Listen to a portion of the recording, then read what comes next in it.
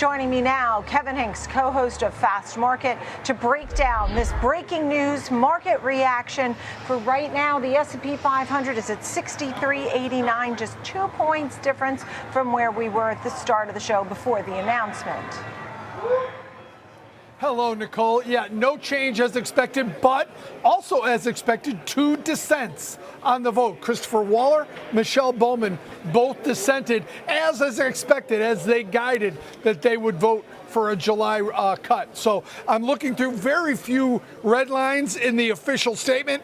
They changed, although swings in net exports continue to affect instead of have affected. That's one of the changes in the overall statement.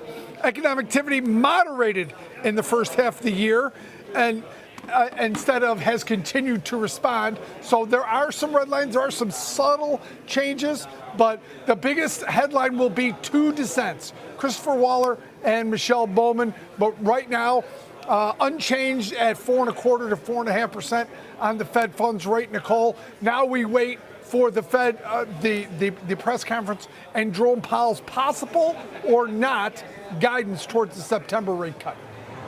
So the economic activity moderated. It'd be really interesting to listen to the language, because that's what it's all about. I mean, the concerns are always about the Fed's mandate, and that's, you know, full employment and stable pricing. And we've been getting in.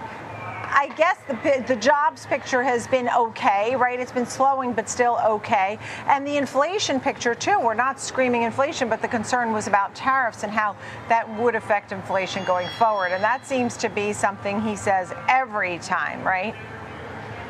Exactly right. He what has put them in limbo or paralyzed in their decision making has been the threat of tariff, and they're possibly leading to higher prices. Now, Jerome Powell has stated in other comments that if not for tariffs, he would be able to lower rates right now.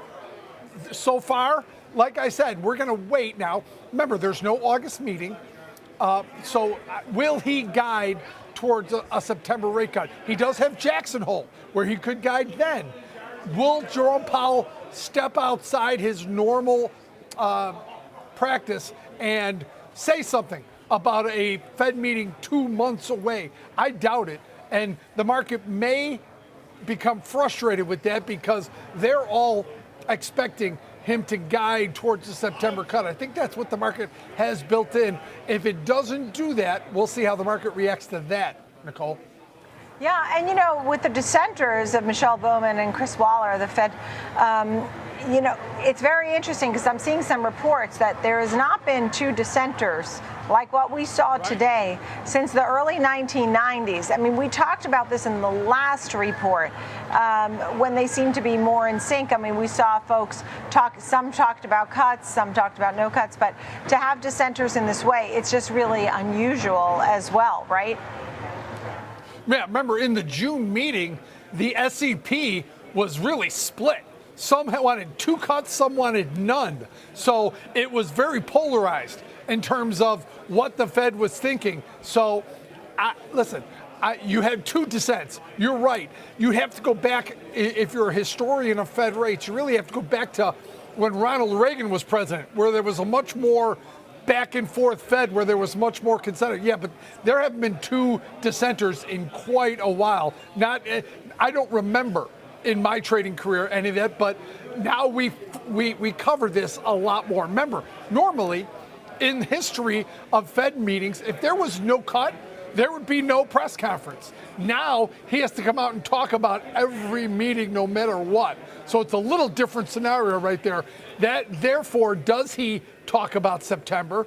Does he talk about we're data dependent, we're going to wait for more? Remember, one of the problems is he's going to talk about inflation today during the press conference. The next 2 days, you get inflation data in PCE and in wages, part of payroll. So he risks the point of making a point on inflation and then be proven wrong the next 2 days. So it's a little dicey in terms of how the calendar sets up for Jerome Powell.